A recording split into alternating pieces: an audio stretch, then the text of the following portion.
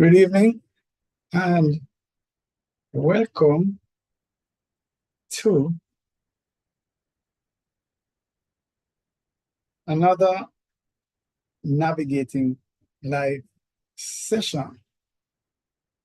The Navigating Life series is an outreach of the St. Andrew Church of Christ. We meet at 77 Redwoods Road, Kingston 19, and we meet on Sundays at 9 a.m.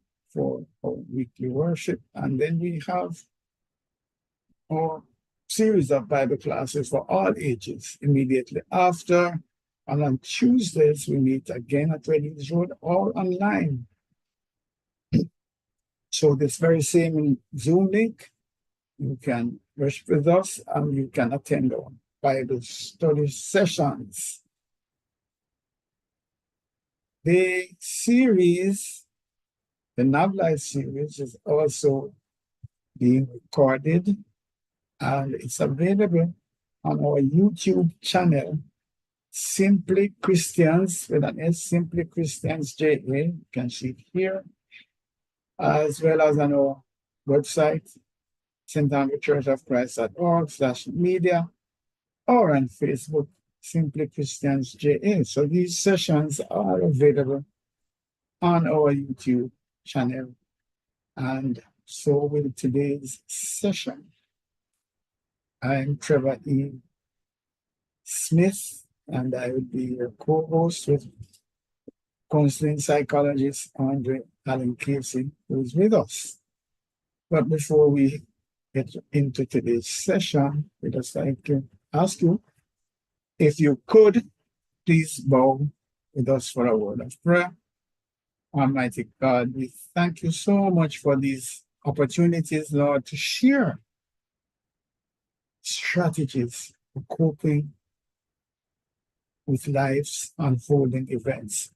We just pray, Father, that as we facilitate, we will share things that are aligned with your scriptures, with your will for our lives, and that those who participate and listen, Lord God, will listen with an open mind and with a willingness to share with others.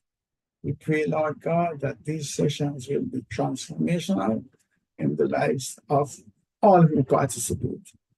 And we thank you for this blessing. In the name of Jesus, we pray. Amen. All right. So, I'm going to change gear. So I'm going to stop and move over to the presentation that will be used today. Right. So, as you may know, some of you may know anyway, this is a part 2, but be not concerned. We will catch you up so that you will be able to actively participate. All right. So let's get going. I see some chat here, but it's just good evening. Not just, it is good evening. We welcome that. So we have been talking about everyday anti-fragility. I mean, anti-fragility, that's not a word that we use on a regular basis. So you can understand then that I might need to share a little bit. But the other aspect to look at it is, how do we thrive in challenging times? Not just cope and not just being resilient. And that's the challenge that we have. That's what we want to engage with you, to say there is actually an approach, a mindset that just says, I not just want to cope. I don't even just want to be resilient. I want to thrive. And that's the anti-fragile mindset. Okay, so just quickly give you some definition, formal definition of it. Let me move this out of the way.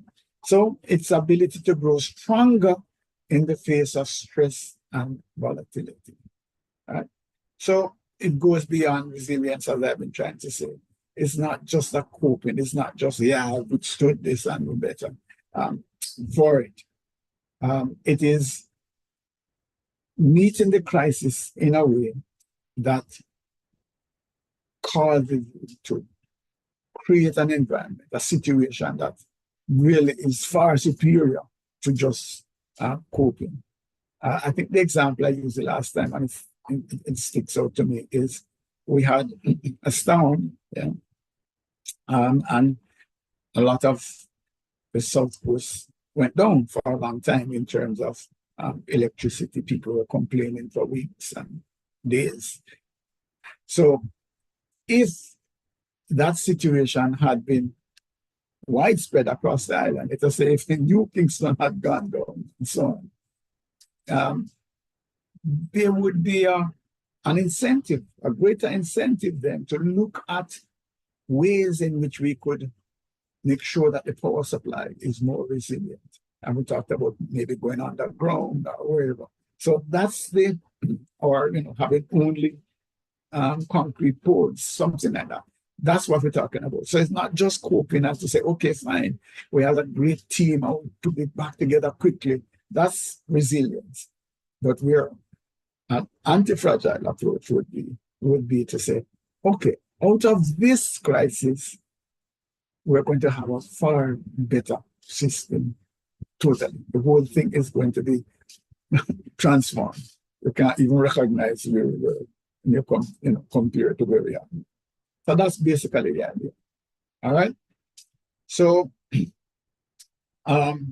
let's get down into it. So the broken glass, this is what we have here. So we have a glass, wine glass or whatever, tumbler. It falls on the tile and it is smashed. It's gone to pieces. It's not going to come back. Right? That's fragility.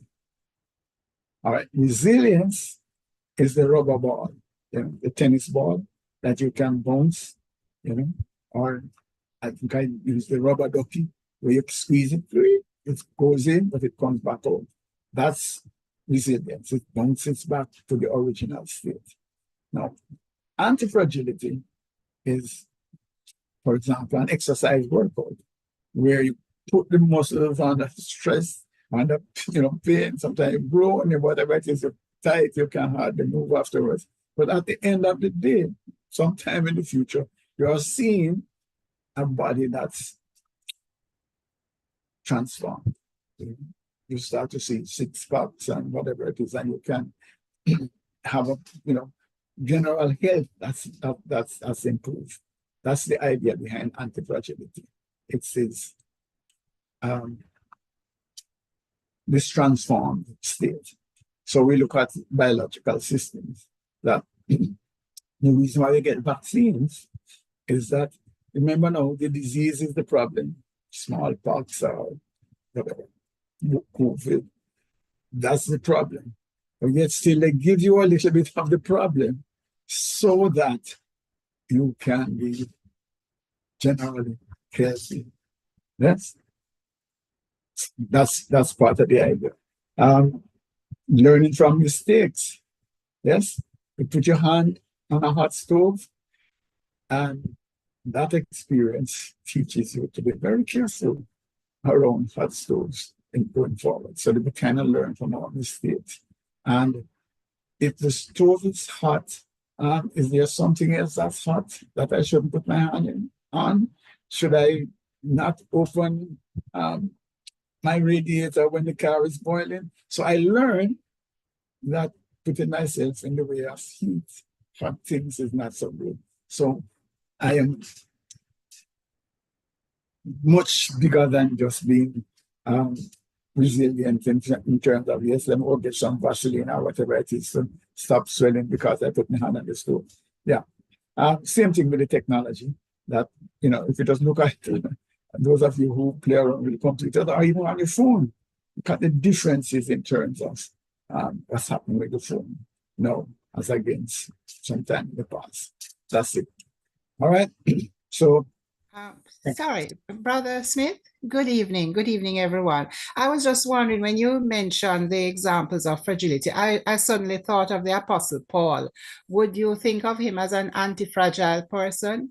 You know, he had been shipwrecked, imprisoned, beaten. He suffered from hunger, thirst, all kinds of things, and yet he remained, you know, a very strong, faithful person. Would he be an example of anti-fragility?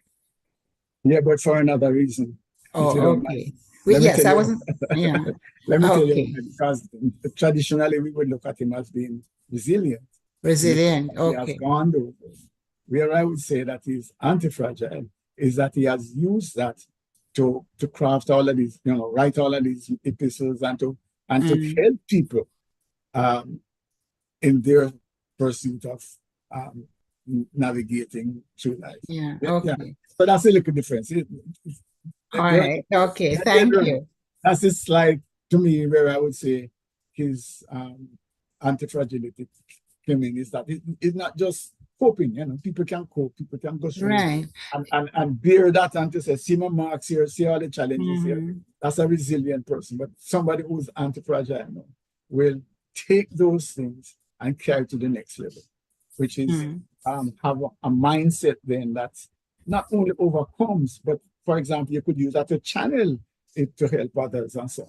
So that's it. Somebody might say, we're splitting hairs in mind, but it's important because mm, it moves you. As we will see, I have 10 examples that I want to go through. Um, Today, I don't know we'll get there, but I'm trying my best not to make sure that I am without a third version. So, Brother Andre Sablo. mm. Uh, Okay. so Thank that's you. thank Mhm. you, because that's a practical example of real life. Mm. We're looking at people now, and it's not just biology or so. So thank you, Yeah. Sister. Thank you too. All right. So the whole idea again, like you're looking at your career, we can go through a rough situation where we think we're going to get the promotion, we don't get it. We have some colleagues that giving us a hard time. Our boss definitely don't like us, but they're not getting me out of this business. I'm going to sit there and I'm going to go through. That's a resilient person. The anti-fragile approach to it would be, okay, fine. I'm going to start to look at new career options. I'm going to remake myself. I'm going to transform it. I'm going to be a different person in a little while. But boss, I will be telling you tata because of my new skills and my new competencies. And or the new business that I'm going to go into. That's the anti-fragile approach, is that I'm going to take all of these things and I'm going to not just overcome. I'm not just going to withstand them, yeah, but I'm going to grow from them. Yeah, I'm going to look back at this time to see, man, you remember when so and so, yeah, yeah. So that's the idea. I'm thinking of some cases, one in particular now where that is exactly the thing. Remember, you have to sneak out because the boss want you to work late every day, and it's just a harassment.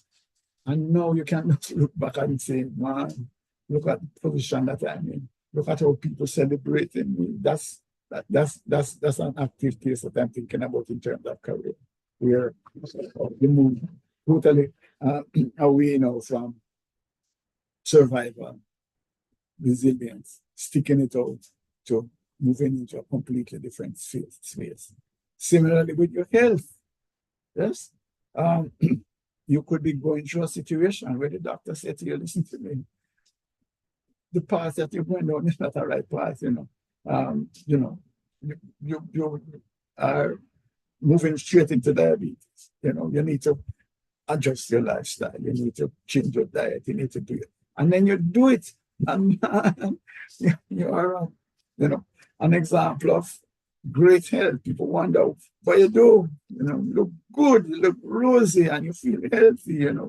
You're not getting down, with any illnesses. You're up there all the time. Yeah. That's what we're talking about. Similarly, with your relationships, you're willing to stop and to say, no. Yeah. Let's have a talk about what's going on here. Let's discuss what are the issues and let us see. if we can get to a place where we're not just sensitive everything somebody said, you wonder if it's, you know, cause, no, let us start and build a relationship that's powerful, that's empowering. We're starting to look out for each other. Yeah. Very supportive. Um, trust you. If you say something and it's, you misspeak or you really say it in a little way that was, we're not taking that on because we know that we're beyond that. Yeah.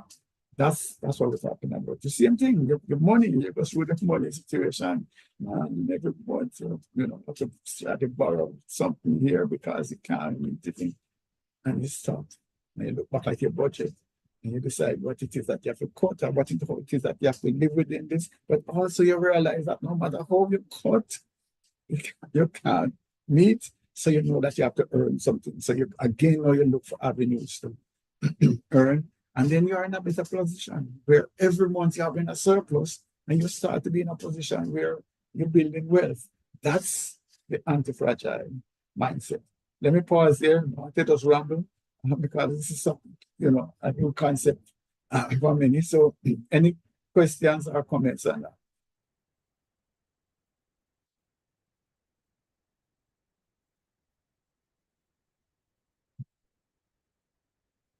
No? Feel free, I am very open to dialogue and questions and challenges. I think I learned from it, so I'm open. Right. Okay.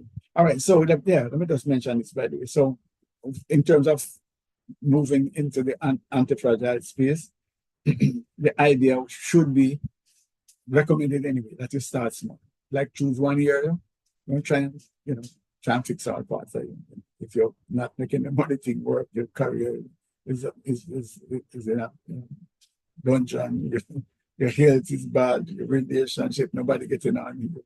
Try and work on all of them at once. So select one area, work on that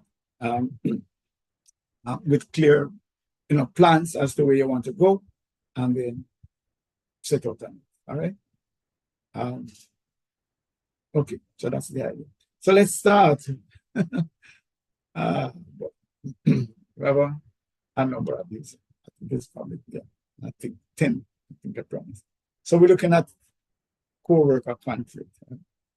And what we have done here is rather than just have the title, is to sort of give a scenario, but I don't want it to be too focused totally on the scenario, just to bring it to make it real to our own existence, our own situations. Some of you might actually have a specific example that you can share, right? So don't be totally distracted. But I think it's probably easier to work with if we have a story. So basically, this is Mark and Sarah, and they're butting heads. They're going to stop getting along. So Mark is what we call a C style, more system and questions and want compliance, etc. Whereas Sarah is the D style, wanted us to get things happening. Don't, let's get it done, man. Too much testing, too much analysis. When will we ever get anything done?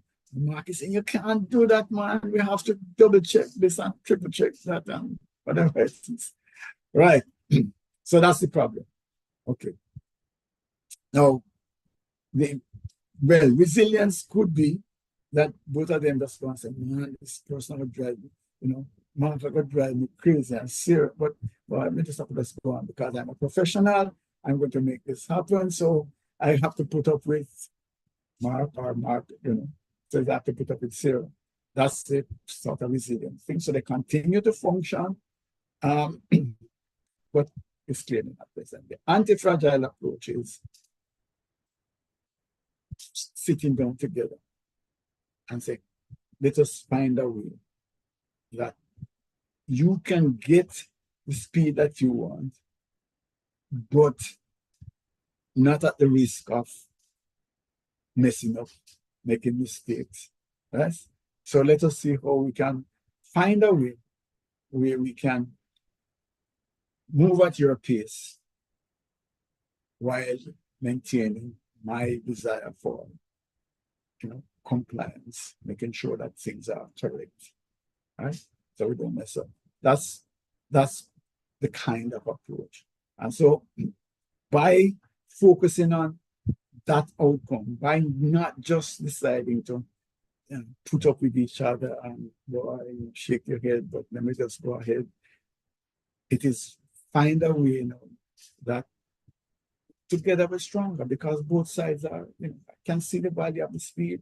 I can see the need for processes and so on. And if we then work together, we're going to find a way that we're going to be much more successful. Yeah.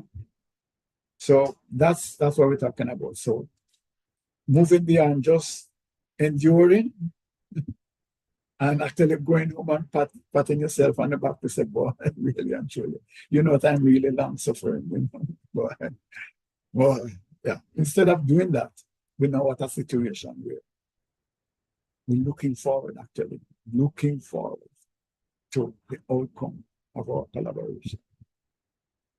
Comments? Definitely, these things need discussion, commentary, feedback as to how feasible is that? Somebody could ask a question, for example, setting the pattern as the kind of question it is. But what if Sarah won't listen?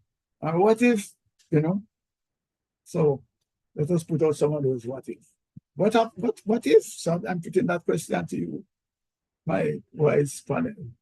What if Sarah says, but I'm not talking, I'm not speaking with you about this. We just need to do what I'm telling you to do, or vice versa. What if that is the case?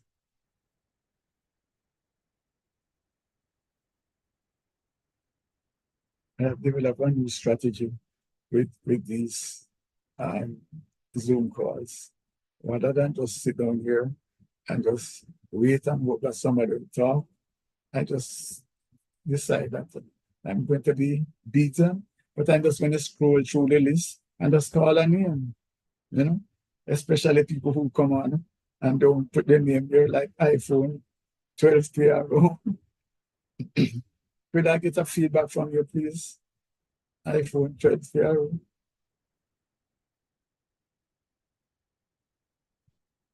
You can just mic up. Put up your hand.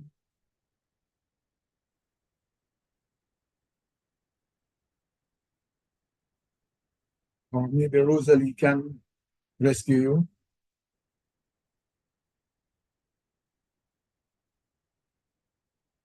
Somebody in the chat. Somebody is telling me to stop pressuring people, but I am the facilitator here, and I need to get the feedback. I don't want to be the wrangler. So thanks for the feedback.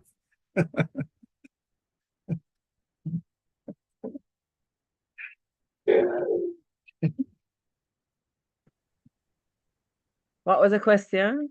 Okay, that's it. 1 second. The question was that here is a situation where two people are not getting along, but they decided to put their differences apart and come up with a solution that actually makes them far more productive than before. So the question in discussing it is, what if one of the parties decide, no, I'm not into that. I'm not talking. It has to be my way. So that's the question. So how would you respond to that? I'm trying to look for who else. What was the question? And I'm not seeing the person. It goes back the mic quickly.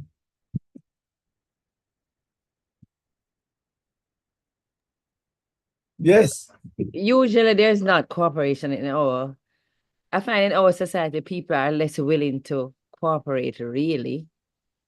So, resilient Mark would just have to probably manage his frustration for true. Yeah, that's a challenge. So the net result of that then, Caroline, would be that we wouldn't have an anti-fragile environment.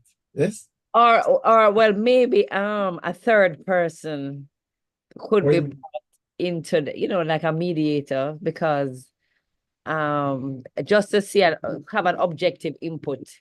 That might be a better, because a one-on-one, depending on the relationship between the two, you might not get anywhere. So Okay, good. You see, that's why we want to have the discussion. So what we are saying is that rather than that you say, well, I approach her, because that is the approach. No, could be.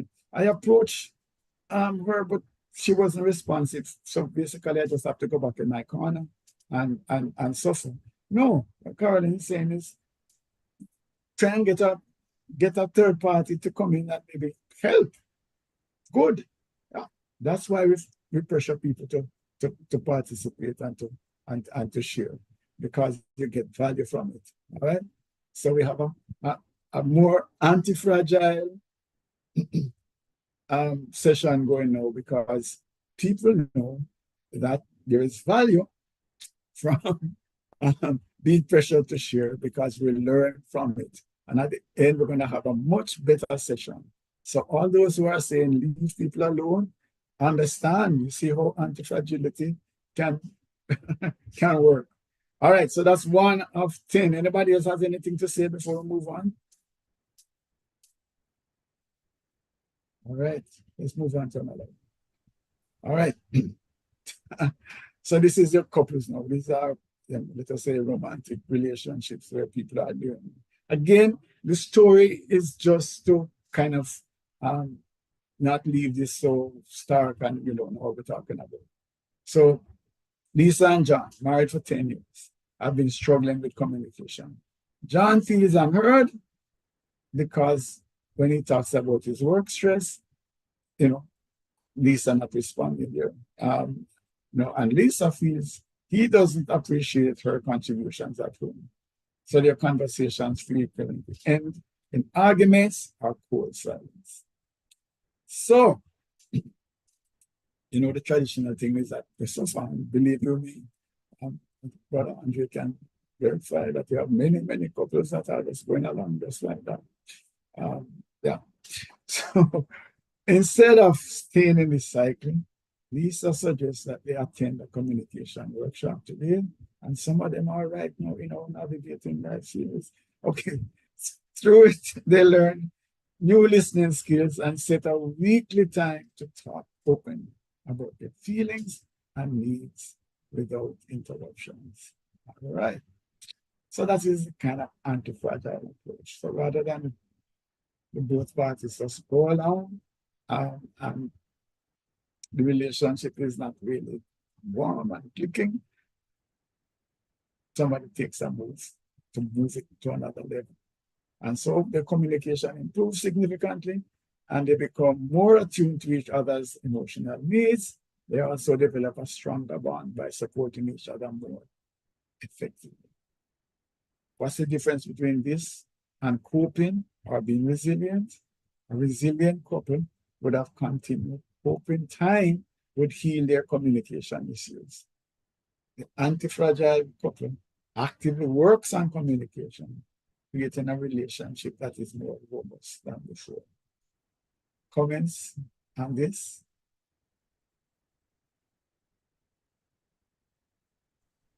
I have a comment. Please.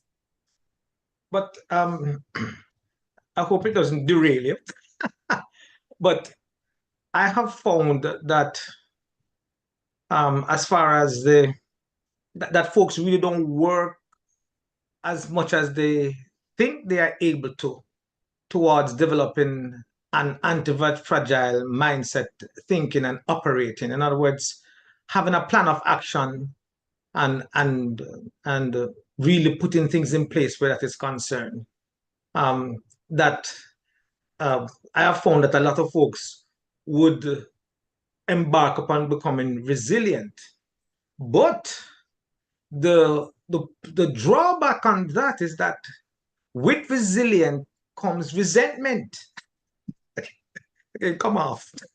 But with resilience, somebody's to start to say, I am the one that is always feel like I have to be building. I have to be doing better. I have to be the bigger person. I have to take the high ground. And so really, although it's doing something to them and, strengthening them, changing their pain threshold, so to speak. Notwithstanding, they are also feeling,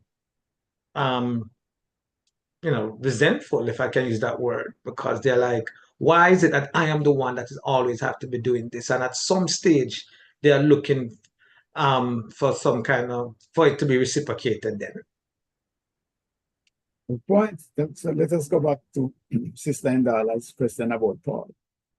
You think that Paul enjoyed being beaten or being in jail, etc.? Clearly wouldn't enjoy it. So yeah, so you can, be resilient and say, okay, I've overcome that. But it's not something that you would want. You would prefer that this was not part of your life. So yeah, the point you're making is good in the sense that this couple could be in a situation where both of them then, are going forward. But there's a little feeling that, I would really prefer if this was not part of my life. Yes. So I agree. So yeah, you say some might not want to call it resentment, but there is definitely a sense that we could do without this. So I agree. I don't think you have thrown me off track. I think you have kept me on track. And because that basically is the idea. Is there a way that as this situation emerges, there is no residual hurt or upset or discomfort, that we get to a place where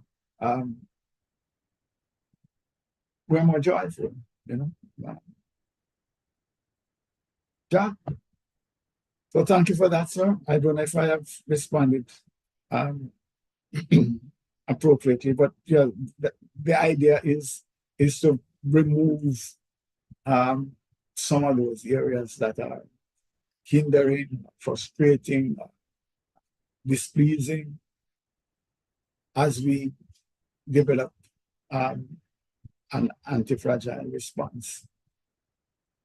Anybody else with this? Because of them are it could be in another relationship, or just getting along with. I think we have a family one afterwards. So. All right, let's move on. So a friend. So this is trust issues with friends, I think. So Emily confides a personal issue to her friend, Rachel, but weeks later, it shows up on TVJ. Sorry, weeks later, she finds out that Rachel shared the secret with others. Hurt and betrayed, Emily distances herself and don't not talk to her again. Anything she knows about me, she won't get from me. All right. So, rather than cutting off Rachel, which if I did a little poll now, I could ask everybody, could you put up your hands, those of you who would cut her off? Won't do that. Emily confronts her. I should not use the word confront. Emily approaches her calmly, explaining how her trust was broken. They discuss boundaries, and Rachel sincerely apologizes. They agree on specific boundaries moving forward, and both commit to rebuilding trust through open and honest communication. This is real friendship, This is not joke friendship. When you have this kind of investment, and that is what anti-fragility is about. It's a serious investment to get to another level. Yeah. Most persons will just cut them off and nobody will. Yeah. They just get another friend. All right. So the end result is, of course, the friendship is deeper and much stronger now, and more transparent. We're going to talk about things. And I'm willing to share now because we now have boundaries. We understand what it is to breach a trust, and we don't want to go back there. So there is now, on both sides, a greater facility to say, well, okay, fine, hey, I'm having this problem. Rachel, I'm having this problem. What do you think about it? As against one, then Is she going to tell people? Is she going to take revenge? That's the difference. So the resilient Emily, I say, okay, fine. I will still talk to you and we can go on, but believe you me, you know, I hear anything from me that is confidential. But no, it's a different approach. Questions on this or comments? We see the value from commenting, sharing your input on this. How realistic is this? It is not. This is, it's all well and good on paper, but it hardly, it takes a big person to do that. Most people would not be calm about the confrontation. Maybe about after a big hoo-ha, there might be some mending. But yeah, I mean, the anti-fragile approach is good, but that's rare as hen's teeth. That's what you want? Rare as hen's teeth. I'm not saying it hardly ever happens. All right. You know, one of the beautiful things that you just said, it takes a big person. And that's what it is. I mean, I suppose if you're mature, you know, if you're, yeah, but that's yeah. Well, that's what it is. Anti-fragility is about being big. That's that you put your finger on it again. Wonderful.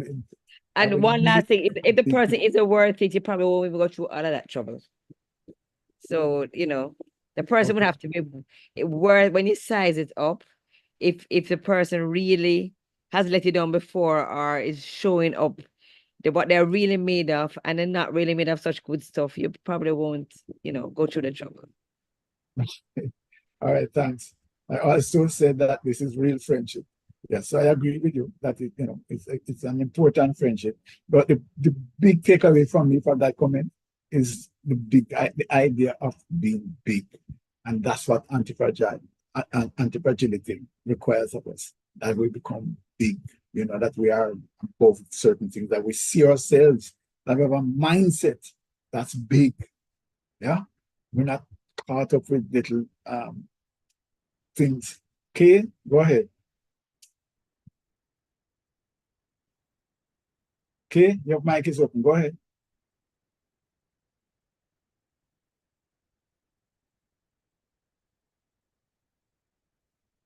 Not hearing you. No. Okay, I don't know if it's an accident. Okay, are you trying to speak?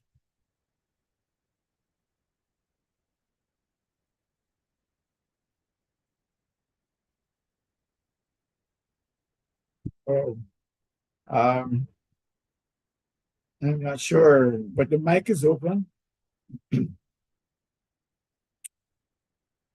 All right, can I suggest that you log out and log back in, and we can go right back to this question. All right, thank you. Okay, let's look at another.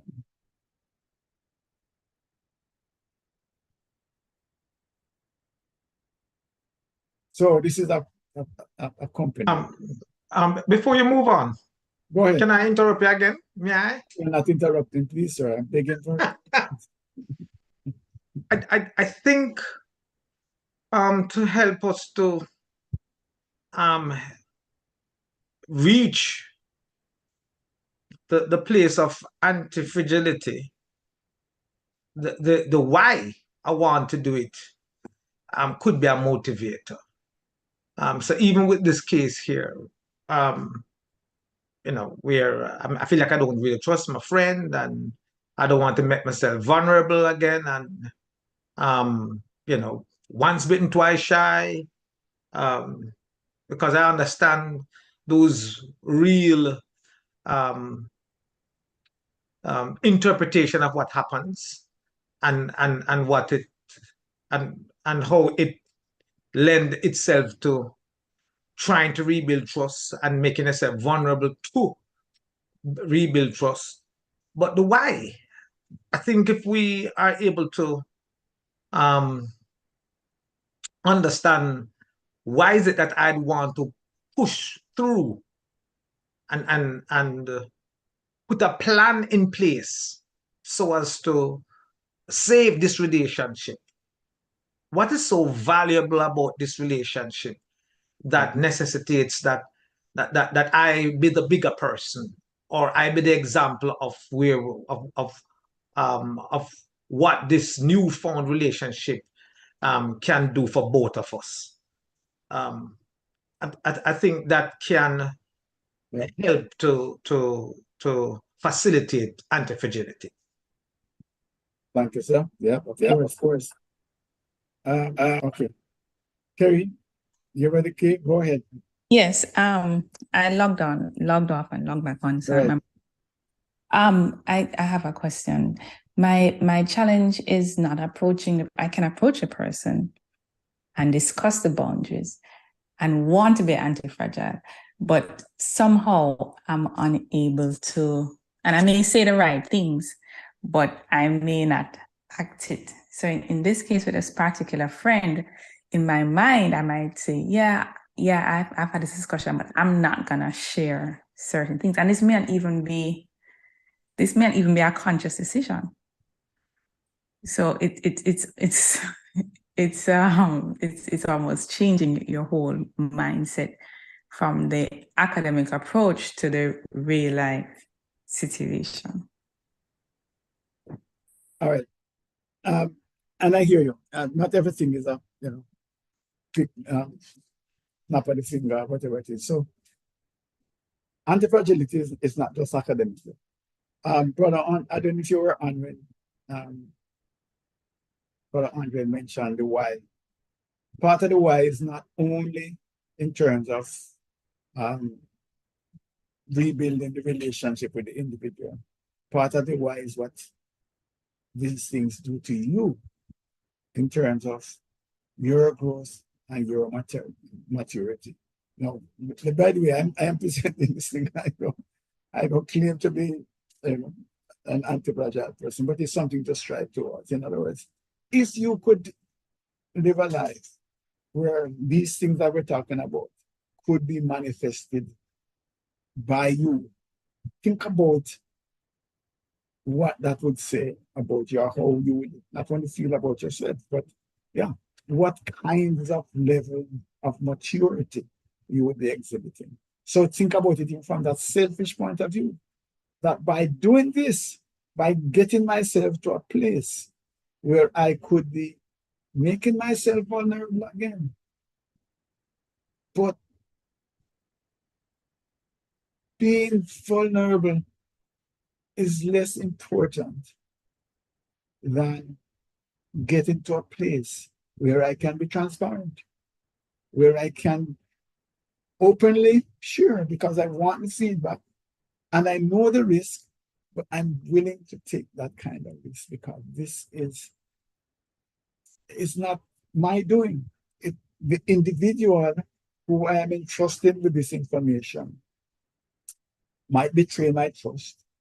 That person needs help. That person needs development. So if that happens, like I could actually call them back again and to say, here is an area of growth for you. Think what that is doing for me. So not only am I open to be transparent, making myself vulnerable, but then also willing out of that exercise to empower and to help somebody else to grow. That is the kind of individual, that, you could actually lift up your heart and to say, that is where I would like to be. So that's the idea behind some of this, is that it might sound academic, it might sound hard, but what it is doing for you, it is creating, go back to the Paul situation. All of this, whatever it is, I could just say, okay, fine, something. And if you want to come out of prison, let me just go and sit down and take this punishment. But no, I'm going to put all of this together so that I can empower millions afterwards. Look at these letters, what they are doing. That's the mindset. Putting myself in an uncomfortable situation, putting myself at risk so that I can grow from it, but not only me, others can also benefit. Others can also be empowered. So I hear that. That is not easy for somebody that you really trust to let down and let you down, to go back and to be open. But what if you could so construct the dialogue that the person actually genuinely understands, not just at surface level, understands the implication of trust, understands the implications of betrayal. That person might never ever betray somebody else again. What would they have done? Out of that exercise, you would have had not only your growth, but also the growth of that individual. So, Kevin, I don't know if that half answers your question, but come back, please. Yes, it does. Thanks for sharing that. Yeah. Okay. So that's what this is about. It's not an academic thing. I know it's on paper, but believe you me, it's a stretch, and that's what we try to do. And that's basically what we're trying to do in the NAB Live series, is to open our minds to other possibilities. Yeah. So this is the norm. So we're looking at the Romans 12, where we're talking about renewal, transformation, not conforming to the norm. Yeah. All right. Every road, Okay, so this is where we were now. This is a team where one set of people, the marketing people, want to try some new things, etc., creative, etc. And the developers are saying, no, we can't make any mistakes. We need to follow through. And the bottom line is there are big differences. And they sit down and try and work it out. And the net result is that they're collaborating better. And the reason for this one is, for example, is the idea of silos. If you work in organizations, you can see the situations where there are marked silos. One department is wrap up in themselves, and another is wrap up in themselves. I used to work with a media house. My gosh, it was the most amazing discussion. We are one, editorial department. You can't even walk in here to talk about suggestions and marketing. Yeah, they're just silent.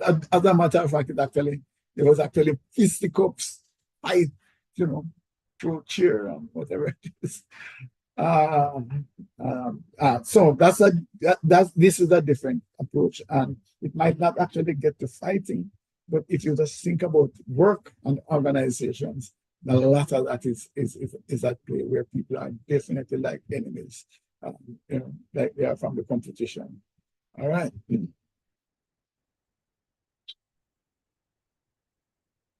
Okay, so Brother Andreas put in the chat. Yeah. And and me just really quickly. 3 times I pleaded with the Lord to take it away from me. But he said to me, my grace is sufficient for you, for my power is made perfect in weakness. Therefore, I will boast all the more gladly about my weakness, so that Christ's power may rest on me. That is why, for Christ's sake, I delight in weakness, in insults, in hardships, in persecutions, in difficulties. For when I am weak, then I am strong. That's one of the points about it. Is there growth? Is there strength in vulnerability? That's the key. Yeah. So yeah, this one is something that is a little bit more challenging, because sometimes it's not just you in the team, but it could be a whole group of you. The whole department has a culture, really, where we just stick together, and those people are I wouldn't say enemies, but rivals almost in a sense. We're competing. Yeah. I must have told the story many times. If you have heard it already, I'm sorry, I apologize, but it rings to me.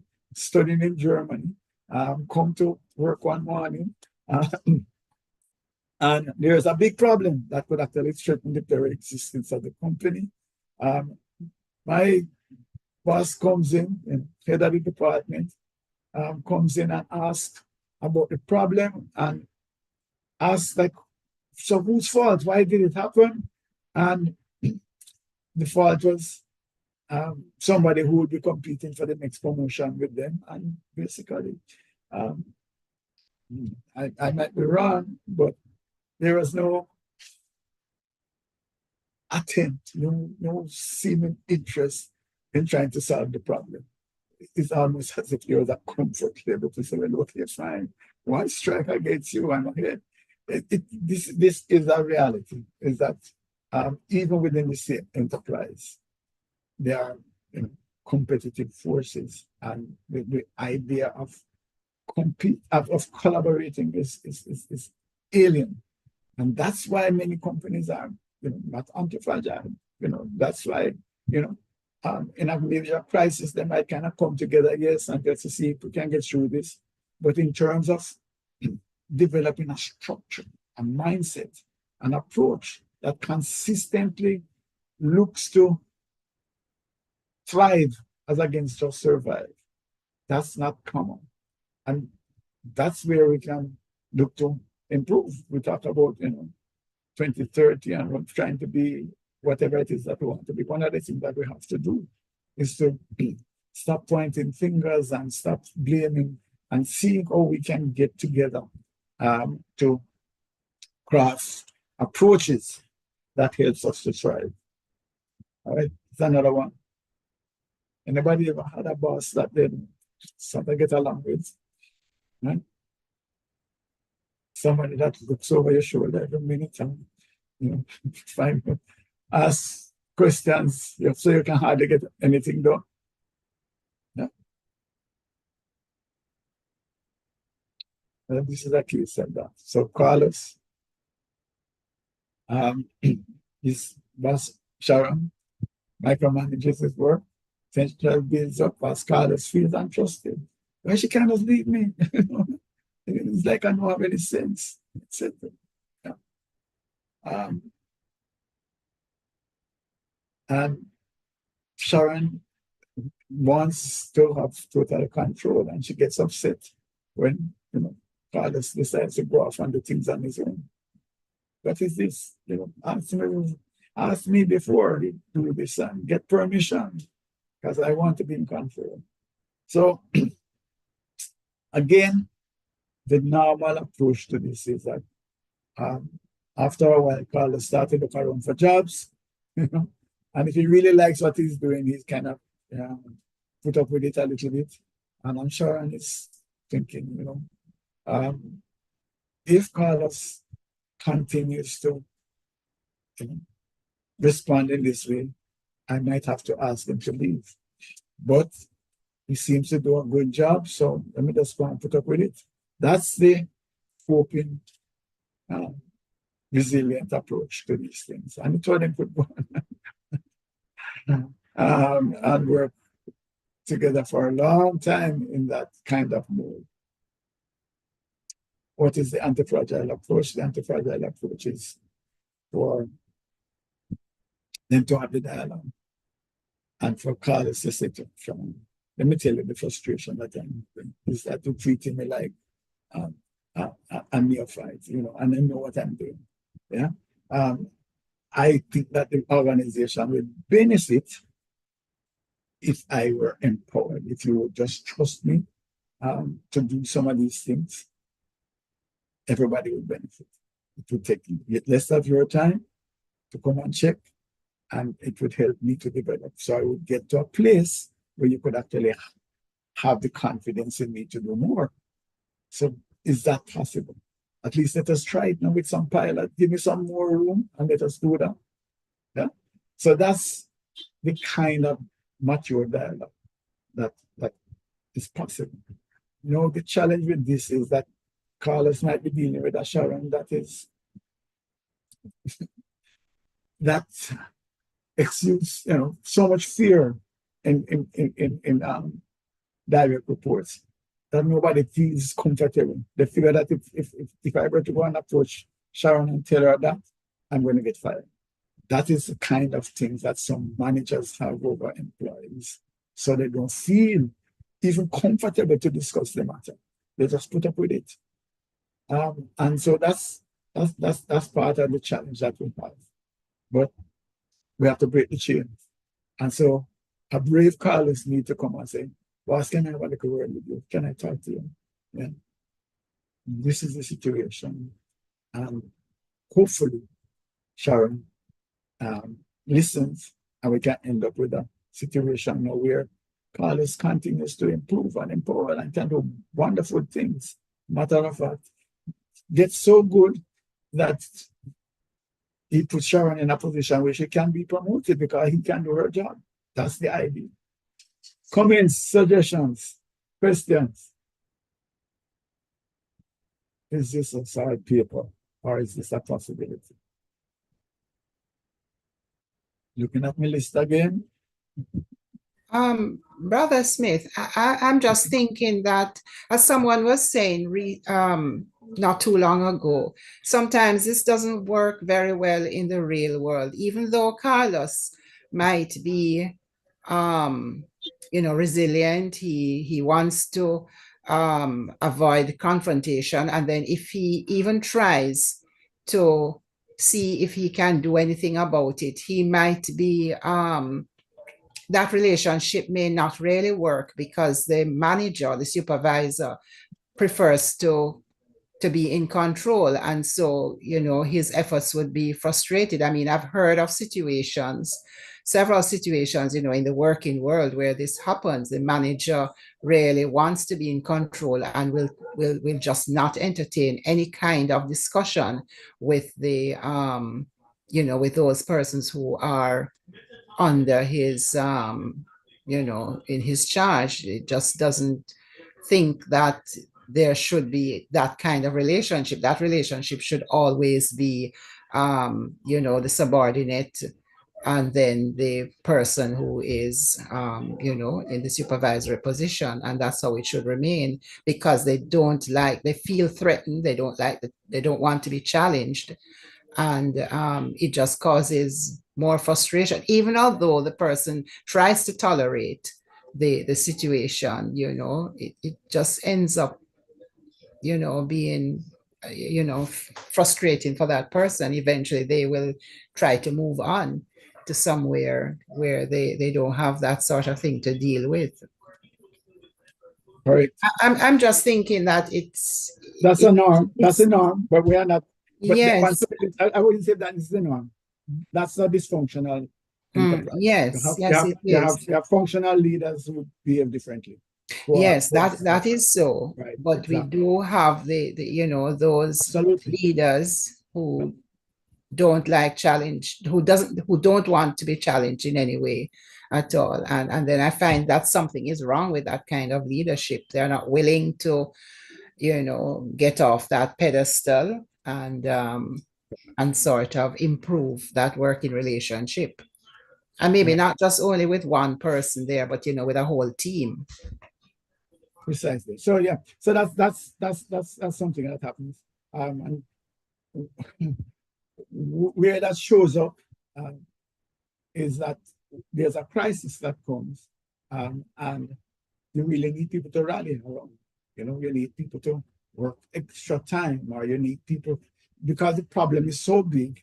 You wanted different competencies, you wanted different skills, so it's not the manager can't deal with it alone.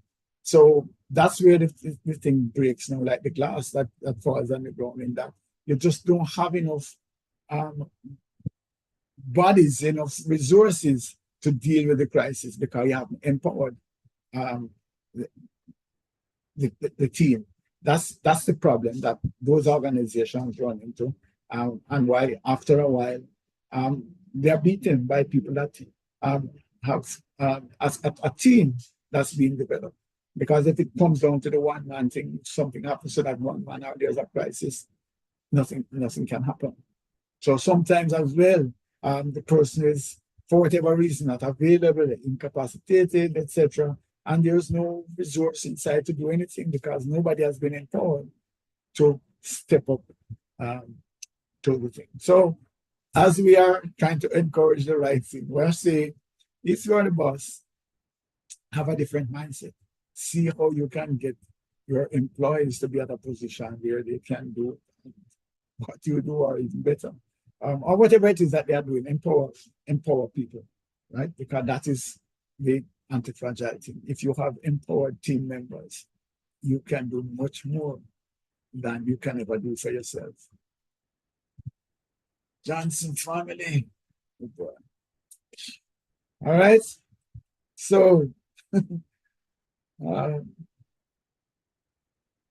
parents want to go and put up their foot somewhere quiet and enjoy the vacation. These young people want more adventure. Want things. So there's a discussion.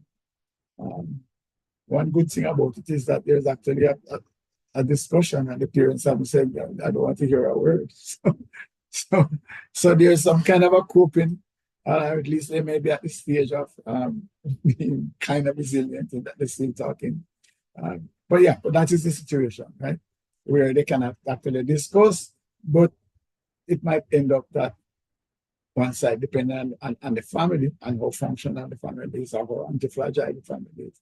We might actually get to a place where people soul can get to the room and, they're not really, nobody really has a keen on going on the vacation again because the parents want the children to come, but the children don't want to go into this daily place and do whatever it is. And so nobody's really excited again about it. So we might actually go because the parents says this is what we're going to do. But everybody just sulk around and, we better just go back and don't bother going anywhere. So that's one possibility.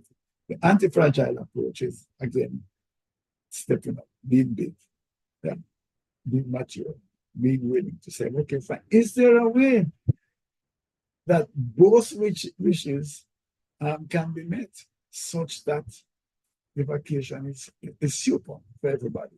We're not going through phases where people are miserable and so looking around, but we are all engaged.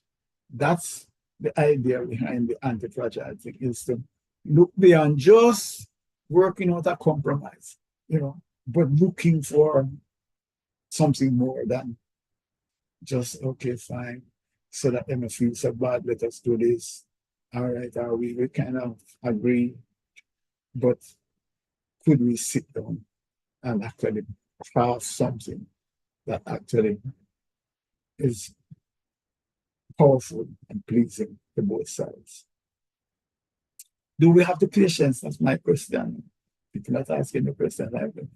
How many families have the patience to go through that? And who pay the bill? Who, well, Andre, you pay the bill at your house. So who's paying for the vacation? If I'm paying for the vacation, then that's what we're doing. Yeah. So again, is it paper, or can we reach to a place now where this is the goal that we are saying, no man, no, let us not sulk and fight and move off into a corner and everybody won't hold this space. Let us see if we can put our creative energies together to craft a vacation that all of us really embrace and feel great about it. And not only then do we enjoy the vacation, but we have even greater respect and harmony and comfort with each other. We get to know each other even a little better. And, Comments? No? Yes? Anybody is a parent on this call?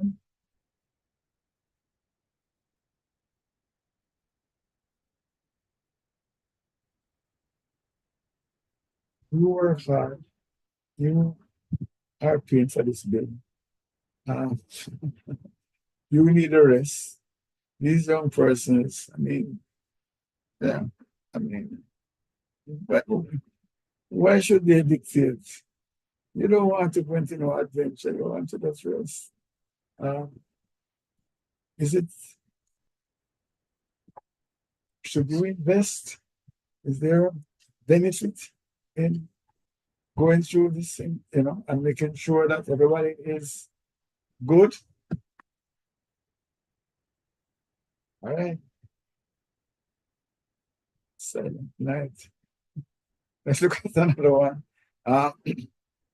Criticism from peers, right? So Aisha is working and people giving her bad feedback, say all sorts of things about her. She's not managing the project right, she's not communicating, and yeah, she just feels frustrated. You ever doing something and all the feedback is bad? I remember years ago, youth group at St. Andrew. Man, the leader, it's nothing at all. If we're going to do a visit here, no, can't do that. It's just, there's nothing that could be done that could be viewed, in a good light. And so you could understand somebody who's leading in that kind of situation could get frustrated and decide, something, I don't want to do it anymore. Let somebody else come and do it. Because every move you make is criticized. It's not only being in a work project, it can happen in your family, it can happen everywhere. That you're doing something and all you're getting is criticism. Yeah. So what Aisha did was to say, all right, fine. Let's not just broad brush everything. Let us look at specifics. Tell me exactly where I've gone wrong. Why is it that I've gone wrong? What it is that I should do differently. And I'll work at it. I promise you. If you give me the details, if you let me know specifically where I'm going wrong and what the solution is, I will work on it. That is, again, now, being big. I could say, I'm the project manager. You can go on and say what you have to say, but I am leading this project. I'm just going to do things my way. This anti-fragile approach is the winning approach now, where she said, okay, come, let's talk. Be specific, though. Don't just tell me I'm not doing a good job. Tell me what it is that I'm doing wrong, where I'm going wrong, and what it is that I can do to fix that. So by doing that, people start to hear, okay, at least you're listening. That's what people want to hear from leaders, is that they are listening and that they are willing to take advice. That's a powerful approach to leading, which basically lends itself to anti-fragility. When the leader knows everything or the leader shuts down input, it blocks anti-fragility. So that's something, again, that we can do. It's just a reminder in this case here that what you might see as criticism as being tearing you down or whatever, might be people genuinely have ideas that are different from yours, and they want to hear them, and they want you to listen to what those ideas are. Comments, suggestions? I'm not going to my list right now. All right. Culture. Team again. We're one set of people. I don't know, based on, I suppose, their mindset and how they go about things, that you can't really say anything about. You can't give any feedback. But every feedback would be like you're fighting against them. Yeah. So we are in charge of the department that I spoke about, the media company, where the editorial department was exactly like this. You can't make a comment about the thing, because we are editorial department. We run things. We know what we are doing. You go and sell the paper. I'm sorry, I shouldn't tell the paper. You go and do what you're supposed to do, and we do what we are to do. We are the experts here. you know, don't be rude to come and tell us, suggest this. So that's basically what it is. So one of the things then is to have the dialogue where we are saying, come down, relax. Let's talk a little bit about why is it that we want to have this kind of discourse. We don't disrespect you. We understand your expertise. We just are relating to customers, people who are purchasing, what it is that we are selling, and we just want to channel some of that information back to you. That's the idea. Yeah. Okay. So again, anti-fragility takes courage. Sometimes you have to stand up to bullies, stand up to people who are strong and firm in their views, stand up to people who have shut their ears to input. And sometimes you have to put yourself at risk. You have to be willing to endure the insults, to say, get away. What you're saying is foolishness. I don't want to listen to you.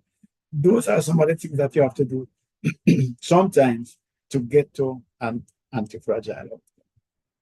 So here again, by fighting, by pushing through, even though feedback is not welcome, you might get to a place where after a while you can actually tell. After a while you can actually tell. I can speak personally to this issue because that is exactly what happened. Is that we got to a place where, okay, let's talk. Let's at least discuss it. And there were products that actually came out of that dialogue, which would have never have happened if the silos were left intact. That's practical. So this is not just paper. This is practical situation where we are saying sometimes you have to beat the door down in a sense to get in to say, no, we need to get to a better place and we need dialogue. We need to communicate in a way. We need to be able to accept feedback. Those are some of the things that we have to look at when we are looking at anti-fragility. It's a mindset that's different. It's not just putting up with, it's not just coping, it's not just even just saying, okay, fine, I'm resilient, and this has happened and I've got over it. No, it is a matter of how can we together come together and thrive, get to a place where where we are now is not even recognizable from where we're coming. That's what anti-fragility is about. Let me see my time. Let me see how far we can go in another 5 or 7 minutes, 10 minutes.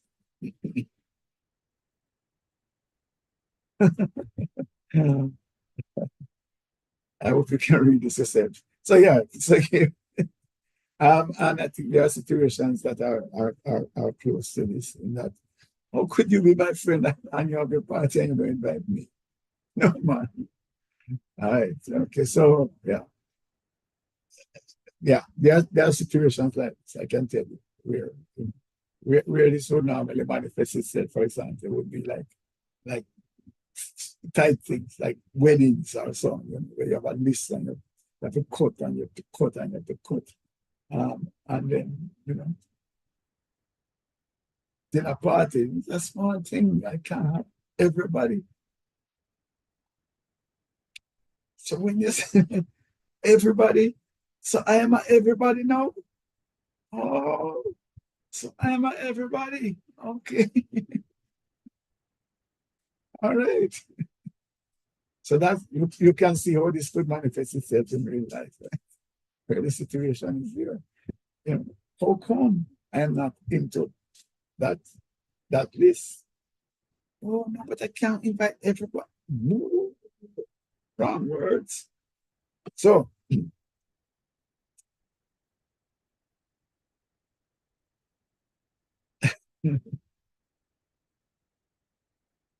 So Sarah could actually walk away and just understands her role now with Julie. That she's not really a close friend. She is an associate. She could just take it on and say, okay, fine.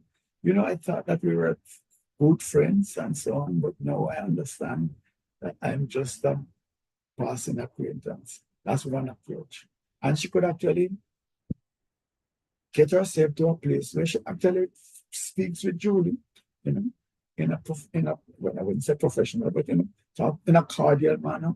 And yeah, go ahead and so on. But she just knows in her mind that okay, she's not a close friend. That could be a resilient approach. But the anti-fragile approach could be, hey, let's have a talk about this. You know, I really kind of felt hurt that I wasn't there. I understand that sometimes some people get left out, but I kind of thought that I was would have been there. And then Julie could say, oh my gosh, whatever, and explain what had happened, etc. And resolve it and get to a place now where the friendship could actually thrive in that people would be open. Yeah. Where, for example, even before the event, you know, she could call and say, hey, I understand that you're having a thing. Where's my invitation? Where's my invitation? And she said, Julie, hey, you don't get it. Sorry. Yeah, that's what could happen. So you could have that kind of strengthened relationship. Not just theory. This is practical stuff that you could actually do to enhance your interpersonal relationships. So you wouldn't have to just doubt. You just know that you're part of it and it must be a mistake. So you actually call and say, hey, what's happening? Feasible? Hopefully. Last one. Whether we finish or not, I'm handing over the baton for next month. We do these things the first Saturday of every month. This is a fun one. Envy. But we're trying to look at the broadest spectrum of issues that affect us. And sometimes we wouldn't even talk about this really. Nobody would accept this and own up to this. But Ben is riding up, getting all sort of promotion, and Tom kind of feels that his career is not going the way that it should be, etc. And there's a little bit of envy. Yeah. Look at my rising star friend, and I'm just here sputtering like whatever it is. And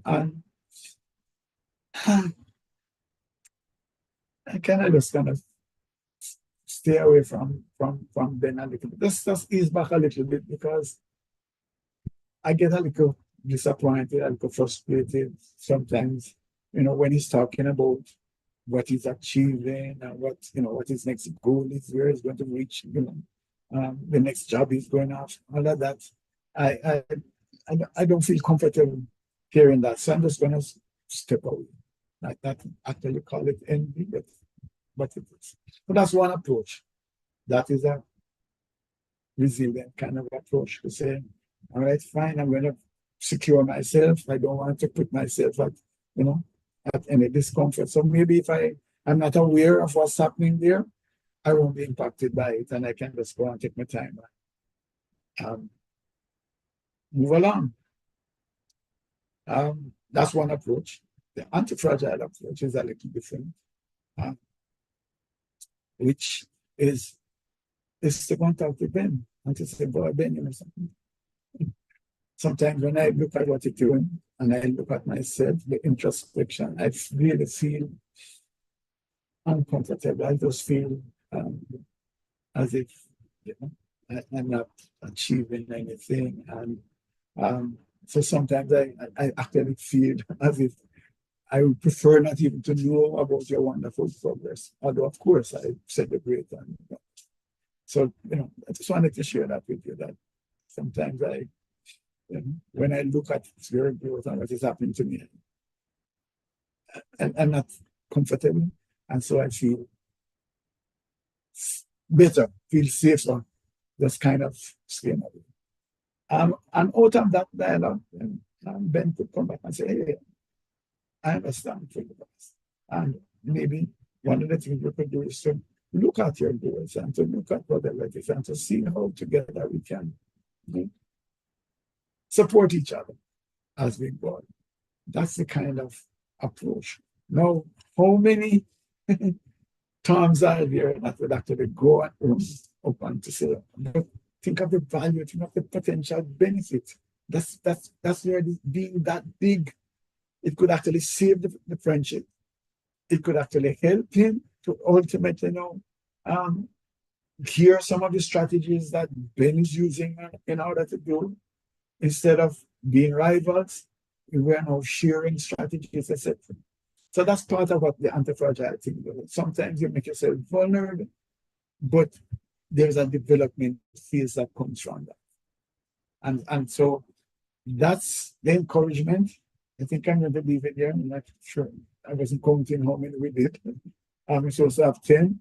I think that I'm going to leave it there. Oh, wait. Wonderful. It's done. All right. Okay, so I definitely would like to have some feedback. Thank you. And we have to have some comments, some feedback, etc. As to how this has landed, if this is a value. I hope for one thing is that we don't see this as just theory and impractical, and that you challenge yourself actually to assign. All of us should challenge ourselves to see how we can incorporate this kind of anti-fragile mindset into our lives, which means that sometimes we have to be more transparent, sometimes we have to be more vulnerable, sometimes we also need to be more courageous, sometimes we need to be bigger in our thinking. Yes. I really would like to ask somebody, please, to share what is your takeaway, 2 or 3 persons. If it's one thing that you have taken away from this, what would it be? And I don't want to have to do roll call. I definitely want to hear what Brother Andre have to say as well, but I want to give others a chance to share. What is there something that struck you? Is there something that you find valuable, useful, or is there something that is sticking with you that's saying, hey, this is not good, this is impractical, this is nice on paper, but I don't see it. Anybody? I see your Sister Smith as a mic open. Brother Smith, I think the anti-fragile approach is a magnificent approach, but somehow it doesn't seem normal to me. It seems kind of unreal. It's like there's a missing piece. Is there a call for intervention? Because you need to, I don't think we should be afraid to reach out for help.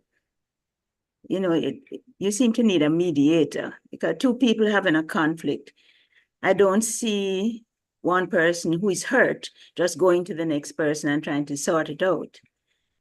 I think it calls for intervention. So I think it's good. And then I'm looking at the situation in the Middle East. What would be the anti-fragile approach to reach peace? I seem to need a mediator there. And that's my concern. Okay. I hear you. I don't know that in every situation that is the case.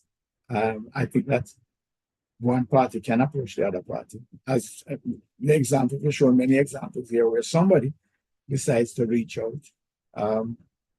That's the part that seems kind of not normal to me, kind of unreal. Because if I'm in a hurt position, I couldn't just approach the person who has hurt me. I have to seek intervention to get to the point of anti-fragility. I don't know. I think we need to disagree on that. I think you can reach out, and people do reach out. People do say, "Hey, I have a problem here.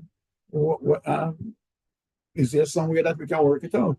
Now, if the other party doesn't respond, etc., then you might need it. But somebody can actually say, "Hey, you're standing up on my toe." Yeah, you can be. People do it to say, I'm hurting, and I want you to understand that I'm hurting, and move forward. So I hear you, but I don't know that we are in a position where we don't have agency when we are hurting. I think that we do have agency to take it on ourselves, and I don't. This is just my opinion, clearly. Right? I don't believe that you have to have a third party intervene. I think people can start out their things themselves if they have the confidence, if they have a mindset to say this is possible. So I hear that there are times. Yeah, and in organizations, they have the HR department that, work out these matters. No, people talk to people. You can't just go up and say, "Hey, boss, sometimes the way you shout at me, I don't, it don't work. This Trevor just asks me, and it works. People talk." Okay, thanks. So, but it's a good point that you shouldn't not do anything. Yeah, you should actually, you could go to the third party, but I think that we have more agency than we think. We have more possibilities to do things on our own if we have an anti-fragile mindset and look for a solution, and then rather than just suffer through it, or rather than hope or wait for a third party intervention, we can do things. I don't want to go into the Israel, the Middle East, but there is a solution actually. But that's another matter. That solution would be where Brother Andre went, which is the why. Yeah. If we looked at the why, we would be able to see answers. All right, Brother Andre, and leaving the last word for you. Well, I personally thought this was great. On the different examples, definitely. Most of us, inclusive of myself, hence us, can relate to some of these issues and challenges. But there has to be a mind, and I guess that's what we are trying to create or recreate or possibly establish, that there has to be a mind of reconciliation. There has to be a mind where I need to be the bigger person, or what is the goal? Why is it that I want to have anti-fragility? Because and I go back to the point where with resilience there can be resentment because one person feel like they're doing more and think that it should be reciprocated, and if it is not, then they feel cheated. They feel like they are the victim here. So though they are putting up and strengthening up and tolerating all of this thing here, there isn't a plan to properly restore the relationship, which affects even forgiveness and the degree of forgiveness that is employed. And so I am big on this anti-fragility that I've learned just now and before, especially from you. And so my closing remark on it is that we also have to have a plan. And that's where the anti-fragility comes into play. It's more than just I put up with, but what is the plan of action that will bring about restoration? I'm not saying that every time I go there, restoration will take place. Sometimes you might have to agree to disagree and come back again, so to speak. But at least the offender knows that there is a deliberate action on my part to try to bring about restoration. You know, and that's my encouragement to why we still have to push through with anti-fragility. Right? Anybody else wants to about? I just want to say that I agree totally with what Andre just said. And I would even add that, a great part of it too is humility and, the desire to submit. A certain amount of submission is also involved.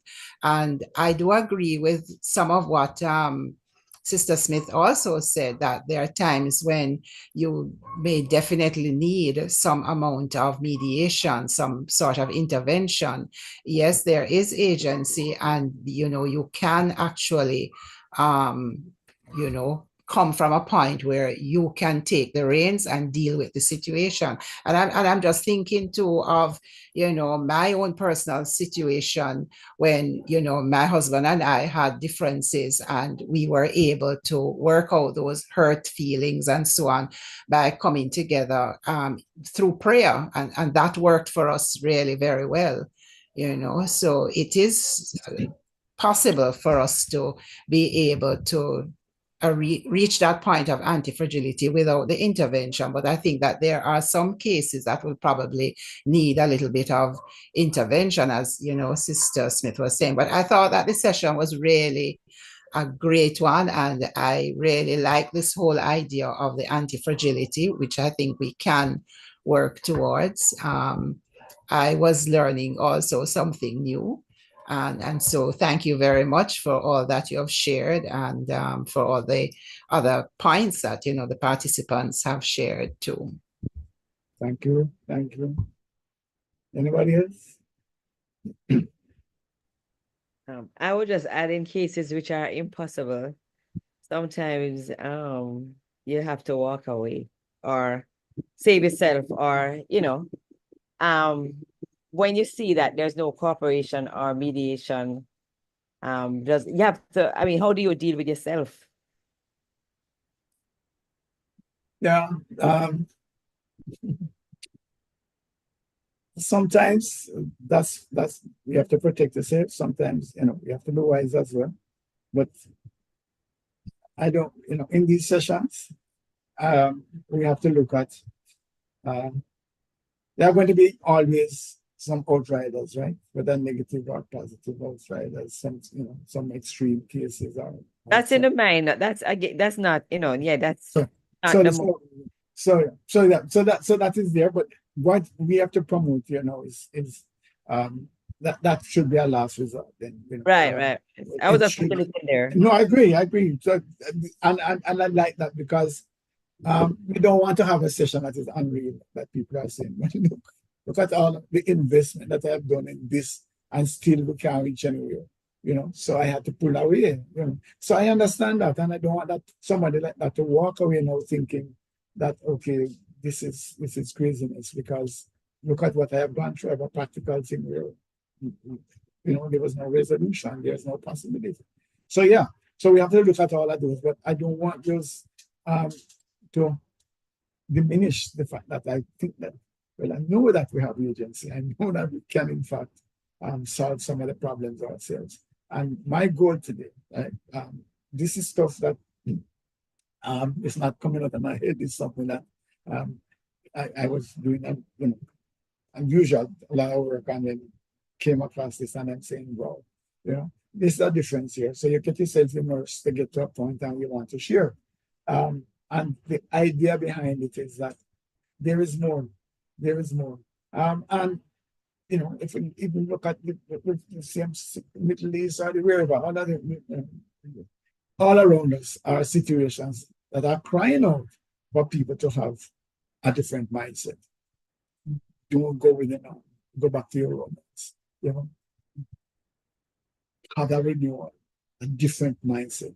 And that's basically, well, certainly the charge that we have, in terms of navigating life. If we just go along with it now, we're going to do the same thing over and over and over. And really and truly, we need some new thinking. And is it challenging? Absolutely, absolutely. But should we not challenge ourselves? And my last word to be, is that it could actually be seen as selfish, in that by doing the renewal, we're actually renewing ourselves. Suppose one day I could find myself to be comfortably anti-fragile. What a blessing that would be in my head. So even from that point of view, then, to selfishly say, what if I could really embrace these things and actually manifest it, not, in a genuine way, where it just comes automatically to me. I do almost walking on water, in terms of being mature. And so that's where I would want us to see it, is to take it on as a challenge. All right. Okay. Christina, go ahead. Hello, good night, everyone. I too liked the program. I guess anti-fragility is something that we really need to work on, as the examples that you have indicated show the different areas of life that it is required in. So it's not just our personal life. So if it's something that we can chip away at, it does have its place in terms of our personal life as well. I just wish more persons would embrace it, so that it would be reciprocated, and if more persons are aware of it, it would allow for a better two-way communication than, okay, I'm the only one with this information and I'm trying, but the other person doesn't really reciprocate it because they can't understand the level that you're coming from, or appreciate the standpoint that you're taking. And so it in itself sometimes can become a barrier. But I guess, as I said, it's something that we have to constantly work on. It would have to be something that we would have to be doing to better ourselves individually. So you are taking it on as a challenge, as an individual challenge, to improve on ourselves and our communication skills, to create a better environment for communication going forward. Brilliant. Yeah. I'm going to say it better. All I want to suggest, though, is that we gradually just take somebody by the hand, and share some of the insights. We're not trying to show them that you're better than them or anything. Just show them another way. That's basically something happens, and you just come here a little bit. Let me talk to you. Show me a better way. Let me show you a better way. Or show you another way. I wouldn't say better. Here's a thought. What if this were to happen? Etc. All right. So there we go. Right. All right. Pulling down the tent. Just reminding you, please, that this is an outreach of the St. Andrew Church of Christ. And we meet at 77 Red Hills Road. Nice, comfortable arena, church building. And we worship at 9 a.m. on a Sunday. We have Bible classes from different ages and stages immediately after the worship. And we meet on Tuesdays at 6:30. And we also have these sessions on Zoom using the very same Zoom link. And also the Nav Life series and sermons are on our YouTube channel, Simply Christians JA, or on Facebook, Simply Christians JA. Also, just a quick word, I'm not sure about this month, but usually on the last Saturday in the month, we have a session for grief counseling, grief therapy session, last Saturday in the month, using the same Zoom link. Thank you very much. We love the participation, and I just hope that we can influence at least one person to do something that is anti-fragile in their lives. Thanks. Good night. Have a great weekend. Would love to see some of you tomorrow in our worship. That's it. Thank you.